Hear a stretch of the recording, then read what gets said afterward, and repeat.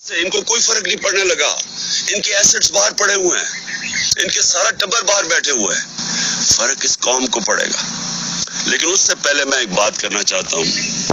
आज हमारी मीटिंग हुई, हमारी सेंट्रल लीडरशिप की, जो सीनियर लीडरशिप है, और हम सारों को जो आज़म स्वाति से किया गया है, उससे पहले शहबाज गिल से किया गया, उसके ऊपर मैंने शोर मेरे ऊपर खैर कंटेम्प्ट केस भी लगा, दहशतगर्दी का केस मेरे ऊपर हो गया, और तब भी मेरा मसला तो कस्टोडियल टॉर्चर का था कि एक आदमी को आप किस कानून के तहत आप उसको पकड़ के, या उनसे जो गलती की अदालत में कानून बने हुए हैं, आप जाके उनके ऊपर एक्शन ले, किस कानून के तहत पकड़ के उसको मारा, टॉर्चर किया, नंगा किया। वो एक और जमील फारूकी, वो भी वो जर्नलिस्ट हैं, वो कहते हैं मेरे से ये किया गया। इमरान रियाज को पकड़ के एक छोटे से कमरे में बंद कर दिया गया। तो लेकिन जो आज़म स्वाति से किया, मैं आज अपनी कौम के सामने ये चीज़ इसलिए रखना चाहता हूँ कि एक पाकिस्तानी होते हुए, अब मैं ये नहीं कह रहा कि मैं किसी पार्टी का हेड हूँ, पाकिस्तानी होते हुए ये मुझे इतनी शर्म आई है कि हम अपने लोगों को इस तरह ट्रीट कर सकते हैं, कि हम उनको इस तरह जलील कर सकते हैं। ये जरा सुने आप, मैं सारी जो आज़म स्वाति से किया, 3 बजे सुबह उसके घर के, अच्छा ट्वीट थी उसकी, भाई अगर उसकी ट्वीट थी और उसने जज्बात में आके कोई बात कह दी है तो उसके लिए कानून बने हुए हैं। ये क्या लिखा हुआ है कि ये होना चाहिए था कि 3 बजे उसके घर उसके लोग आए, ये FIA के, उसके बच्चों के, उसके पोते और पोती के सामने, 4 साल की और 8 साल की, उनके सामने उसको मारना शुरू किया। एक 75 साल के आदमी को उसको मारा, नौकरों के सामने, घर में चीजें तोड़ी, और उसके बाद उसको पुलिस स्टेशन लेके गए। पुलिस स्टेशन से एजेंसीज के हाथ में पकड़ा दिया। ये किस कानून के तहत पकड़ा है? ये कौन सा पाकिस्तान का आईन इजाजत देता है कि आप पकड़ के उनको, उस एक आदमी को एजेंसीज के हाथ में पकड़ा दें? और एजेंसीज ने मजीद उसके ऊपर तशद्दुद किया, उधर जाके उन्होंने उसको नंगा किया, टॉर्चर किया, सेक्सुअली टॉर्चर किया। उसने अदालत में आके बताया कि उससे क्या किया। 75 साल के आदमी से, मुल्क का सेनेटर, कितना बड़ा जुर्म था कि जो उससे ये किया गया।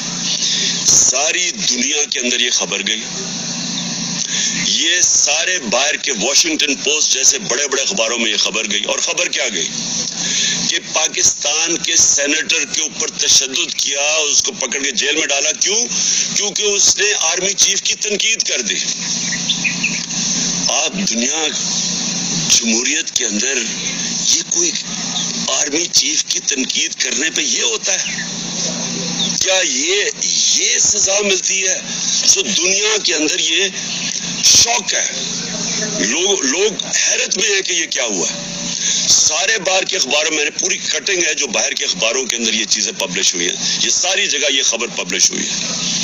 इससे सबसे बड़ी बदनामी पाकिस्तान और उसकी जमहूरियत की, कि किसी जमहूरियत में तस्वर नहीं कोई कर सकता। उसके बाद पाकिस्तानी फौज की और पाकिस्तान के आर्मी चीफ की, ये इनकी बदनामी हुई कि ये इसका मतलब कि फौज आउट ऑफ कंट्रोल है, फौज, आर्मी चीफ, ये इसका मतलब कि कोई कानून के ऊपर है, वो कुछ भी कर सकते हैं मुल्क में। क्या पाकिस्तान बनाना रिपब्लिक है? और क्या एक आइन हमें इंसान को डिग्निटी नहीं देता? कि आइन हमारी इज्जत को प्रोटेक्ट नहीं करता कि इस तरह इंसान से किया जाए? और हमने आज फैसला क्या किया?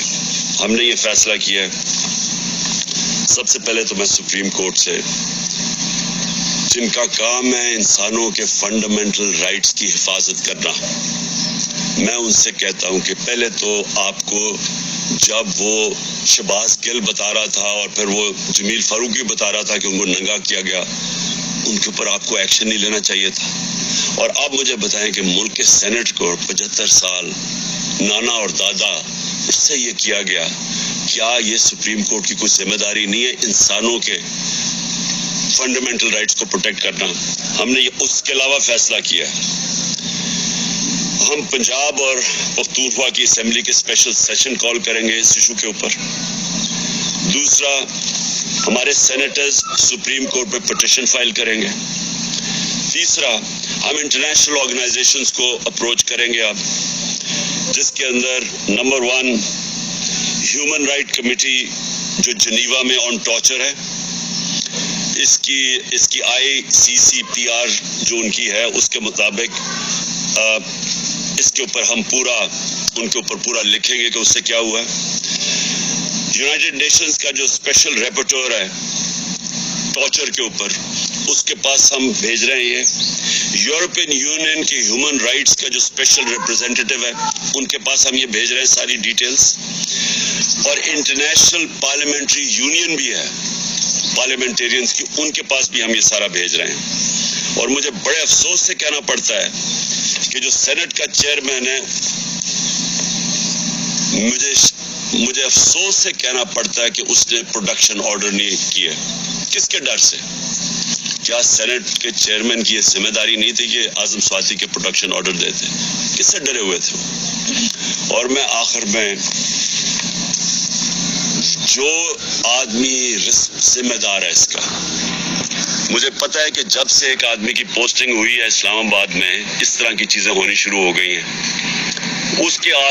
یہ جو سارے تشدد کے کیس ہیں، جب سے وہ یہاں آیا تب سے ہوا ہے. اس کے خلاف ایکشن لینا چاہیے. یہ آدمی نے ملک کی بدنامی کر رہا ہے، یہ آدمی اس ملک کے آئین توڑ رہا ہے، اور یہ آدمی اداروں کو بدنام کر رہا ہے. یہ آدمی اداروں کے خلاف نفرتیں پیدا کر رہا ہے. اور اس نے اگر آرمی چیف کو خوش کرنے کی کوشش کی ہے، اور مجھے پورا یقین ہے یہ آرمی چیف کو نہیں پتا ہوگا کہ یہ جو ہوا ہے، اس نے نقصان پہنچایا ہے. اور میں آج ڈیمانڈ کرتا ہوں کہ اس کے اوپر ایکشن لیا جائے، کیونکہ جب سے یہ آیا ہے، کبھی کسی کو سوشل میڈیا کے لوگوں کو پکڑ کے دھمکیاں دے کو اٹھا کے لے جاتے ہیں. جو عمران ریاض سے ہوا ہے، جو یہ ارشد شریف سے ہوا، جرنلسٹ کے پیچھے پڑے ہوئے ہیں. اور ہمارے یہ جو 2 کیسز ہوئے ہیں، ایک پروفیسر تھا جو شہباز گل، وہ کوئی دہشت گرد نہیں تھا، کوئی کرمنل نہیں تھا، وہ ایک پروفیسر تھا. اس سے یہ کیا ہے، اس سے پکڑ کے جو اس کے حالات جو دیکھے. اور اب ایک سینیٹر نے یہ کیا ہے. اس کے اوپر فوری طور پہ میں ڈیمانڈ کرتا ہوں ایکشن لے، کیونکہ یہ بدنام کر رہا ہے، یہ ملک کو نقصان پہنچا رہا ہے یہ انسان، اور اس سے فائدہ کچھ نہیں ہو رہا. یہ نہ سمجھے کہ اس سے کوئی اداروں کی عزت کرے گا، اس سے اداروں کے خلاف نفرت بڑھ رہی ہے. اب آخر میں لانگ مارچ کے اوپر آتا ہوں. دیکھیں، میں نے پوری انتظار، یعنی 25 مئی کے بعد، 25 مئی میں ہم نے کوشش کی کہ پرامن ایک پریشر ڈالے جائے، جو کہ گورنمنٹ کا، جو اپوزیشن پولیٹیکل پارٹیز کا کام ہے، کہ ہم آئین کے اندر رہتے ہوئے ایک پریشر ڈالیں کہ ایک ایسا سیٹ اپ لے آئے ہیں جو کہ ساری نظر آ رہا تھا کہ پبلک اس کو ایکسیپٹ ہی نہیں کر رہی. کبھی پاکستان میں خود اس طرح پبلک نکلی نہیں، کبھی ایسے نہیں ہوا.